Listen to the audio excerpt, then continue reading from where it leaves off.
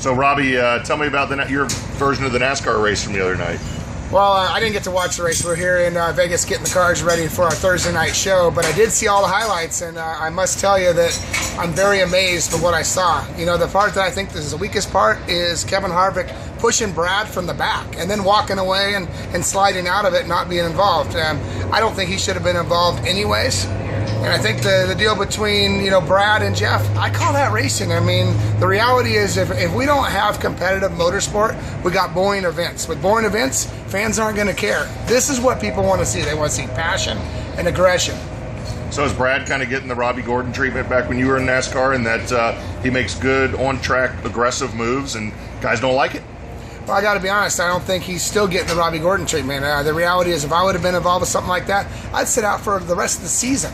Incidents where, guys get their hands slapped, I paid $100,000 fines for and got, sat down for the weekend. So NASCAR still does a bad job at treating everybody the same, because I can promise you they wouldn't treat Jeff Gordon or Jimmy Johnson like that. So you built a racing series called Stadium Super Trucks that kind of deals with that you let guys kind of have at it in a real way. Well, racing is an entertainment business. Don't get me wrong, it's competitive. You want to have a very, very competitive cars on the track. But what we got to have is we got to have entertainment. We got to have good competitive races with cars that are fairly equal. And then you got to let the drivers have at it. I also think that the crew members, they shouldn't get involved until other crew members get involved, and leave it up to Jeff and Brad to work out their differences. At the end of the day, Brad and Jeff never got to go head to head with each other.